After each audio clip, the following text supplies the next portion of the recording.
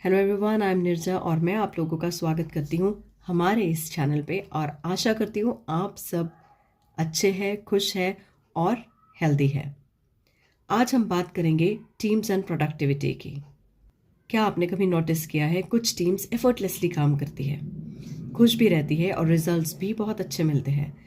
हालांकि कुछ ऐसी टीम्स होती हैं जो बहुत एफर्ट्स लेने के बाद भी अपनी डेडलाइंस मीट नहीं कर पाती, सिर्फ मीटिंग्स पे मीटिंग्स करती है, बहुत सारा वक्त देती है पर आउटपुट स्लो रहता है। वहीं फ्रस्ट्रेशन एंड इरिटेशन भी पनप रहा होता है। तो क्या प्रोडक्टिविटी का मतलब ज़्यादा काम करना है? नहीं।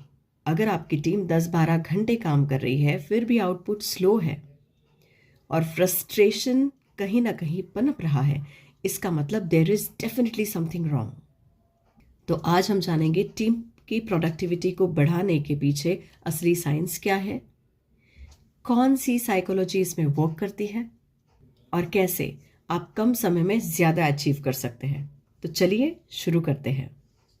शुरुआत में ही मैं आप सबको बताना चाहूँगी कि सबसे बड़ा मिथ कि जो टीम सबसे ज़्यादा काम करती है, सबसे ज़्यादा समय तक काम करती है, वो टीम सबसे ज़्यादा प्रोडक्टिव होती है। This is a myth. क्योंकि बिजी दिखना और प्रोडक्टिव होना दोनों अलग अलग चीज़ें हैं। आप सोचिए, फॉर एग्जांपल, एक एम्प्लॉय एक दिन में अगर 50 ईमेल्स लिख रहा है या 20 ईमेल्स लिख रहा है, ऑन द अदर हैंड एक ऐसा एम्प्लॉय है जो स्मार्ट वर्क करता है और वही सारा काम सिर्फ 2 या 3 ईमेल्स में हो जाता है। तो यहाँ प्रोडक्टिविटी कौन से एम्प्लॉय की अच्छी है? तो यहाँ से हमें एक सोल्यूशन मिलता है। हार्ड वर्क ऑफ कोर्स ज़रूरी है पर smart work is the need. तो smart work, automated processes, lesser meetings यानी अननेसेसरी मीटिंग्स को एलिमिनेट करें एंड इम्पॉर्टेंट टास्क पे आप फोकस करें। इन शॉर्ट अगर मैं आपको बताना चाहूँ तो एक क्रिकेट टीम को जीतने के लिए ज़्यादा बॉल खेलने की ज़रूरत नहीं होती है पर सही शॉट्स की ज़रूरत होती है। इसके पहले वीडियोस में भी मैंने आपको बताया है रिगार्डिंग न्यूरॉन्स। तो न्यूरॉन्स की एक बात है जो आपने भी सुना होगा, neurons that fire together wire together. मतलब जो हैबिट आप रिपीट करते हैं वो बन जाती है आपकी टीम का कल्चर। आई रिपीट, जो हैबिट आप रिपीट करते हैं वो बन जाता है आपकी टीम का कल्चर।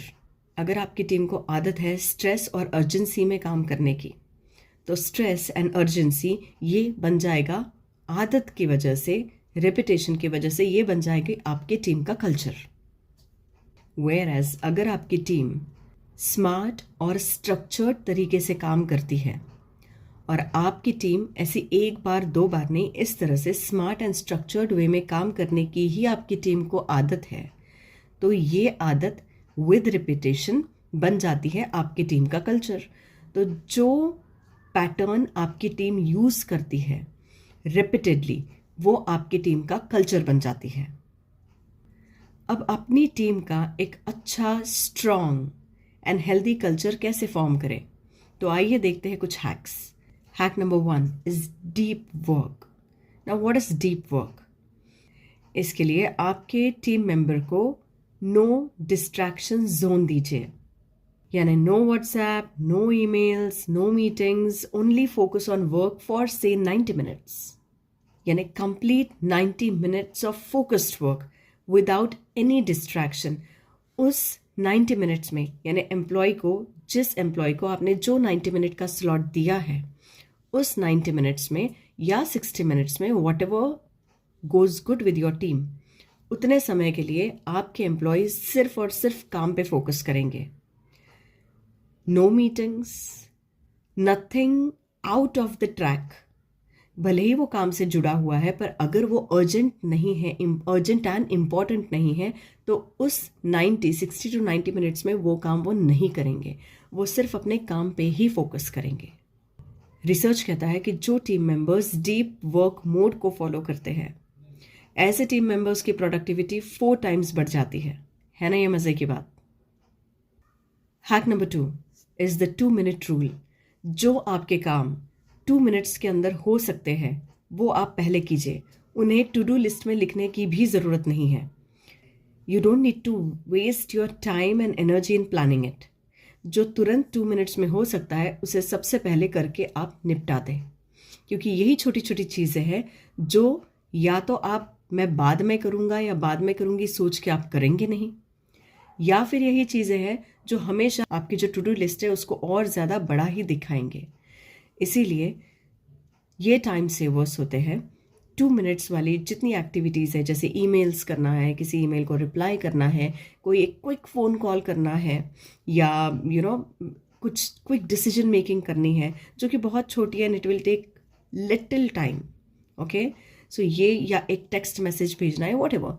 सो ये काम 2 मिनट्स वाले आप पहले कर लें। जैसे ये काम आपकी टू डू से हट जाते हैं, you have a fair list to go throughout the day. Hack number 3 is my favorite. That is Eisenhower matrix. That is urgent versus important. आपके सारे कामों को 4 कैटेगरीज में डिवाइड कर लें। Urgent and important, urgent but not important, important but not urgent, and not urgent and not important. ठीक है, जो अर्जेंट एंड इम्पॉर्टेंट वाले कैटेगरी में जितने आपके टास्क आते हैं वो आप सबसे पहले करें, क्योंकि वो इम्पॉर्टेंट तो है ही पर बहुत ज़्यादा अर्जेंट है, यानी इन्हें आप प्रायोरिटी पे लें। इसीलिए आप सबसे पहले ऐसे टास्क करते, जैसे प्रोजेक्ट डेडलाइंस और crisis handling, such task. Then comes urgent but not important. Urgent है, करने ज़रूरी है, पर इतने इम्पॉर्टेंट नहीं है कि आपने ही करना ज़रूरी है। ऐसे टास्क आप डेलीगेट कर सकते हैं, जैसे कुछ ईमेल्स और से एडमिन वर्क, व्हाटएवर, जो आप डेलीगेट कर सकते हैं, जिनका होना बहुत ज़रूरी है पर आपने ही करना है, यह ज़रूरी नहीं है। और एक थर्ड कैटेगरी आती है नॉट अर्जेंट बट इम्पॉर्टेंट। ऐसे टास्क जो इम्पॉर्टेंट है पर अर्जेंट नहीं है, जैसे स्किल डेवलपमेंट या लॉन्ग टर्म प्रोजेक्ट, जो करना ज़रूरी है पर इतना अर्जेंट नहीं है कि वो आज ही होने चाहिए, तो आप उसे स्केड्यूल कर दें, किसी एक पर्टिकुलर डेट के लिए उसे रखें। Next and last comes not urgent and not important, जैसे random meetings, social media scrolling. अगर इन सब की ज़रूरत नहीं है, if they are not urgent and if they are not important, so kindly avoid it. This is how you can manage your to-do list and your time. Here comes one beautiful line to remember. हर काम ज़रूरी नहीं होता. I repeat, हर काम ज़रूरी नहीं होता, पर ज़रूरी काम पर फोकस करना ही प्रोडक्टिविटी है. सो याद रखिए, remember this line and try to follow it. Next हम बात करेंगे प्रोडक्टिविटी के कुछ विलन्स की. जी हाँ, तो हम बात करने वाले हैं आपके प्रोडक्टिविटी के कुछ दुश्मनों की, जो आपके प्रोडक्टिविटी को किल कर सकते हैं. Here number 1 comes overload of meetings. एक एवरेज एम्प्लॉय हर दिन 3 से 5 घंटे मीटिंग्स में स्पेंड करता है, चाहे वो ऑनलाइन मीटिंग हो, टेलीफोनिक हो, ऑफलाइन हो, what ever it is. 3 to 5 hours just in meetings. अगर ये मीटिंग्स विदाउट एनी एजेंडा है, अगर ये मीटिंग्स विदाउट एनी आउटकम है, तो ऐसे मीटिंग्स का कोई मतलब नहीं बनता. This actually creates loss of energy. ये सिर्फ एक टाइम वेस्ट है. इसका सल्यूशन क्या है? सल्यूशन ये है कि आपके हर मीटिंग में आपका एजेंडा क्लियर होना चाहिए और आपका आउटकम क्लियर होना ही चाहिए कि इस मीटिंग के बाद मेरा आउटकम क्या होने वाला है, या इस मीटिंग के लिए मेरा क्या एजेंडा है. It should be clear for you and for your team members also. Uninterrupted काम होने के लिए you definitely need to have those no meeting days. So schedule few no meeting days where your employees will focus only and only on their work. यहाँ number 2 दुश्मन is the motivation killer, micromanagement. जी हाँ, micromanagement एक बहुत बड़ा motivation killer है. अगर आप छोटी छोटी चीज़ें कंट्रोल करने की कोशिश करेंगे तो चांसेस है कि आपकी टीम बहुत ज़्यादा डीमोटिवेट हो जाएगी. And trust me, I will tell you, people enjoy autonomy. People perform best when they know they are being trusted. So trust and autonomy, it will help your employee to be on track, be motivated, और जो सोचा है, जो गोल है, उसकी तरफ आगे बढ़े. So here we get a solution, delegate effectively and अपनी टीम को ओनरशिप दे दीजिए. So delegation and ownership effectively with trust. This will definitely help you out. Next दुश्मन है जिसकी वजह से लो प्रोडक्टिविटी देखी जाती है, that is no recognition. If you don't recognize your team's efforts, अगर आपकी टीम मेहनत कर रही है, हार्ड वर्क कर रही है, स्मार्ट वर्क कर रही है, पर उन्हें रिकग्निशन नहीं मिल रहा है, अप्रिसिएशन नहीं मिल रहा है, तो डेफिनेटली उनका motivation will go down. So you must have heard of happy hormones. So serotonin, dopamine, oxytocin, endorphins, these are happy hormones. Recognition dopamine release करता है and this is one of the happy hormones. So जैसे ही ये recognition dopamine release करता है, your team will start feeling energized, they'll feel more happy, they'll feel more engaged and this will ultimately help you boost your team's productivity. तो यहाँ हमें दो solutions ये मिल रहे हैं कि छोटी छोटी विन्स जो होती है, छोटी छोटी विक्ट्रीज टीम की, वो भी आप एंजॉय करें, अप्रिशिएट करें. और ये टीम के साथ नहीं, आपके खुद के साथ भी जब आप छोटे छोटे विन्स, छोटी छोटी विक्ट्रीज एंजॉय करते हैं, when you pat your back for doing something good, when you encourage your team, when you appreciate your team for doing something good, तो इससे your mind gets a signal that it is working on the right direction and it will continue working the same. यहाँ एक और solution हमें मिलता है, public में appreciation करेंगे एंड प्राइवेट में करेक्शन करेंगे. आई रिपीट, पब्लिक में अप्रिसिएशन करेंगे और प्राइवेट में करेक्शन करेंगे. आपको पता है एक छोटी सी शाबाशी भी 10x तक प्रोडक्टिविटी बढ़ा सकती है. I remember someone here who was handling a team and team की छोटी छोटी चीज़ों पे भी वो शाबाश ये कहते थे. एंड आफ्टर दैट भले ही उस टीम को और कुछ मिले ना मिले, मोटिवेशन ज़रूर मिलता था. And those people under his team and people members of his team would start working with the same zest, same enthusiasm, in fact increased enthusiasm and definitely with a new spark. That is how छोटा सा आपका action भी बहुत गजब के results दे सकता है.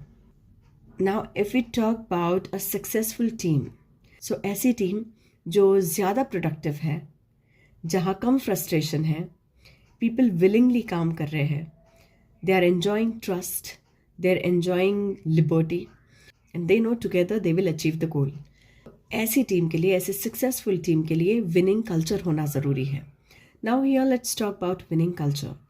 How to cultivate winning culture so that whichever team breeds in that winning culture, it will be successful. Okay, it will be successful, it will get nurtured that ways. Sense of responsibility, sense of belongingness towards work, towards each other, वो भी ज़्यादा होगी. Team building अच्छा खासा होगा and together the entire team will grow. So there are a few best practices to have a motivated team and a winning culture. Number one here is clear vision. Clear vision का होना बहुत ज़रूरी है. Company का क्या vision है, team से क्या एक्सपेक्टेशन है, कौन से मंथ में कहाँ तक की ग्रोथ एक्सपेक्टेड है. So there has to be a very clear vision of all these things. उसी के बाद हर एक टीम अपनी एक ब्लूप्रिंट रख सकती है, how to proceed towards that vision, how to nail it at the right time. इसी के साथ the second point that comes in is work life balance. So work life balance को मैं नाम देना चाहूँगी माइंड शिफ्ट, क्योंकि when we talk about work life balance, now this is for both employers and employees. यानी किस तरह से आपके एम्प्लॉयज़ को आप ऐसा टाइम स्लॉट दे सकते हैं जहां वो कम से कम डिस्टर्ब हो. कोई चीज़ बहुत अर्जेंट नहीं है, तो पर्सनल लाइफ में जब आपका एम्प्लॉय एंटर करता है after office hours, if it is not very urgent and very important, तो वो काम आप दूसरे दिन के लिए रख सकते हैं, so that your employee gets some space, the me space, the family space of his own. This also comes with priority. So employers need to think about work-life balance for their employees, of course. But over here, let me tell you, employees, the team members, even they have to take efforts for work-life balance. क्योंकि हम बात तो करते हैं work-life balance की, but कई बार वो balance कभी प्रोफेशनल लाइफ में ज़्यादा होता है, कभी पर्सनल लाइफ में ज़्यादा होता है. कहते हैं ना, जहाँ ज़्यादा ज़रूरत है, जहाँ की जिम्मेदारी ज़्यादा बढ़ गई है, ऑटोमेटिकली आपका ध्यान वहीं जाएगा, तो वो बैलेंस कम ज़्यादा होता रहेगा, which is normal. But understand one thing, इसमें अगर आपको कोई तोड़ चाहिए, यानी इसमें अगर वे आउट आपको चाहिए, so remove that word work life balance, okay, and replace it with mind shift. This goes to all the team members. Mind shift का मतलब है जो आपका फोकस है वो एक जगह से हटा के दूसरे जगह कर दीजिए. That is important. सो जब आप ऑफिस में होते हो, आपका पूरा फोकस, ध्यान वहीं रहेगा, सो दैट गलतियाँ, रिडंडेंसी नहीं होगी. तो जब आप वो काम कर रहे हो, आपका ध्यान वहीं काम पे होगा. But when you go to your house, when you enter your personal life, over there, वहाँ का स्ट्रेस यहाँ नहीं लेके आना है, वहाँ का स्ट्रेस वही छोड़ना है. ये 100% नहीं होगा, आई अग्री. पर आप वो स्ट्रेस भी अगर आपके साथ है तो आप फोकस कहाँ देते हैं, उससे स्ट्रेस का असर कितना होगा वो डिपेंड करता है. जैसे आपके माइंड में थोड़ा स्ट्रेस है और आपने फोकस उस स्ट्रेस से हटा दिया, जैसे मेरा टारगेट नहीं हुआ, या आज पेशेंट का ये हो गया है, वो हुआ है, कल सर्जरी है, वॉट एवर. सो वहाँ से अगर आपने फोकस, उतना वक्त आपकी पर्सनल लाइफ को देना है, तो जब आप फोकस आपकी पर्सनल लाइफ में रखेंगे, ऑटोमेटिकली स्ट्रेस का जो असर है, जो पिंचिंग स्ट्रेस होता है, उसका असर कम हो जाएगा. On the contrary, next day when you are entering into your professional life, तो घर में क्या हुआ, घर की जो उलझने हैं वो तो रहेगी आपके दिमाग में. यस, ऑफ कोर्स, घर में अगर किसी की तबीयत खराब है या और कोई प्रॉब्लम है, वो तो दिमाग में रहेगा. दैट डजंट मीन पूरा ध्यान वहीं देना है, because this is also important for you. So काम is also important for you. तो आप काम में जब फोकस करेंगे, वही काम आप कम समय में कर पाएंगे. And this is how you can actually bring the so called work life balance, जिसे मैं माइंड शिफ्ट का नाम देना चाहूँगी, एज आई सेड. एक और देखा गया है, ब्लेम कल्चर बहुत चलता है. So you know, blame game, passing the ball. So instead of that, अगर टीम में से किसी भी मेंबर से गलती हुई है, फाइन, उस पर डिस्कशन होगा, that is okay. After that, instead of dwelling on the same point, take it as a learning for the entire team, क्योंकि आज ये एम्प्लॉय है, कल वो हो सकता है जिससे गलती हो. So take it as a learning, and entire team has to find out solution, walk ahead hand in hand, encouraging other team members. आपको पता है, एक सक्सेसफुल स्टार्टअप और एक स्ट्रगलिंग स्टार्टअप, उन दोनों में डिफरेंस यही है कि कैसे उनका टीम कल्चर डिफाइन किया गया है. जिसका टीम कल्चर स्ट्रांग है, उसकी टीम स्ट्रांग होगी, गोल्स क्लियर होंगे, और टीम एकजुट होके उन गोल्स को अचीव करने के पीछे जुट जाएगी.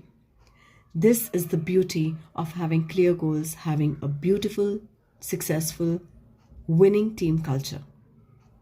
So at the end, once again, मैं आप सब लोगों को ये बताना चाहूँगी कि टीम की प्रोडक्टिविटी सिर्फ समय बढ़ाने से नहीं बढ़ती है, बल्कि smart action, smart moves, smart steps लेने से बढ़ती है. क्लियर गोल्स रखिए, डिस्ट्रैक्शंस एलिमिनेट कर दीजिए, follow deep work and prioritisation, and सबसे इम्पॉर्टेंट, एक हैप्पी और एक मोटिवेटेड टीम ही प्रोडक्टिव टीम होती है. अगर आप आपकी टीम को लेके, आपके वर्क कल्चर को लेके इस वीडियो से कहीं भी रेजोनेट कर रहे हैं, तो मैं आशा करती हूँ कि आपको कुछ ना कुछ पॉइंट्स ज़रूर मिले होंगे जो आप आपकी टीम से रिलेट कर सकते हैं, या जो आप आपकी टीम पे इम्प्लीमेंट कर सकते हैं. तो ऐसे पॉइंट्स को ज़रूर इम्प्लीमेंट करें. इसके अलावा भी अगर कुछ अच्छे आइडियाज़ आपके पास हैं, तो वो हमारे साथ ज़रूर शेयर कीजिए, कमेंट सेक्शन में ज़रूर लिखिएगा. If you want more insight on team working, productivity, and challenges, please put it in comment box, and we will definitely come up with an informative video on it.